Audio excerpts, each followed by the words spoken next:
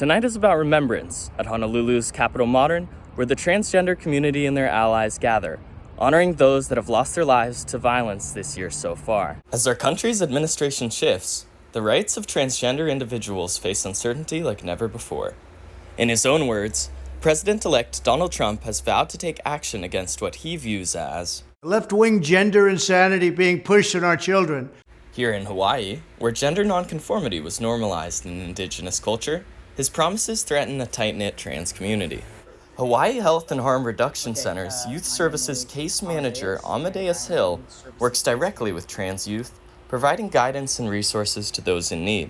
Tonight, he emphasizes what he views as a universal quality of the trans community. That transgender people are experts in resilience. It's something that I learned while I was in the Air Force, being trans in the closet during Trump's administration.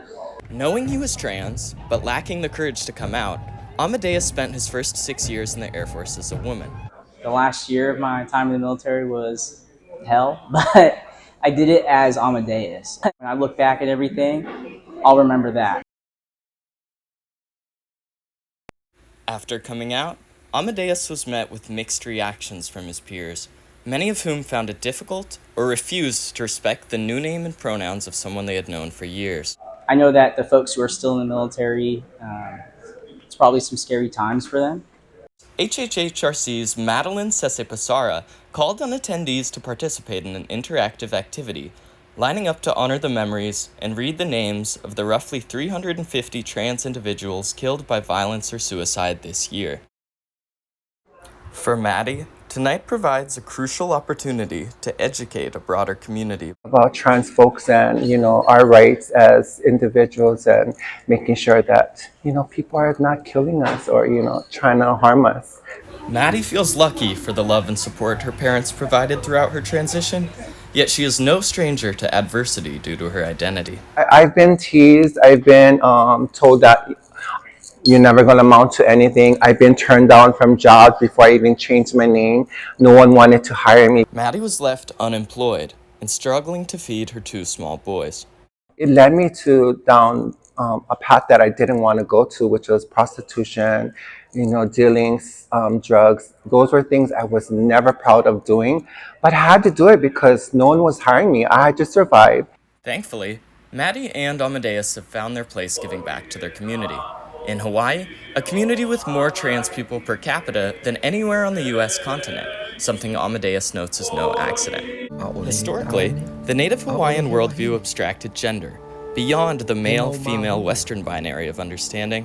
Ancient Hawaiians, they had their own LGBT words for their trans and mahu or gay and lesbian folks. We had mahu, we had aikane, we had moe aikane, noi aikane. With the illegal annexation of the state and the banning of the native language, the word mahu was hijacked, used to alienate those who were revered historically as magical healers. Nowadays, the community fights to reclaim the traditional meaning. I am a proud mahu, and I just hope that people, when they use the word mahu towards me, that it's used in a respectful way and not in a negative, howly way.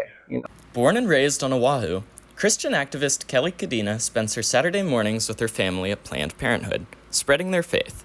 She explains how her religious beliefs affect her opinions about trans people. I do believe God is perfect in love. He loves all people, but he hates sin. She supports presidential-elect Donald Trump's plan to halt access to gender-affirming care for minors, calling it an evil thing. For her, faith remains the end-all be-all. Our heart is deceitful above all things and desperately sick. Who can know it? So you can't trust your heart. We have to go on what God says.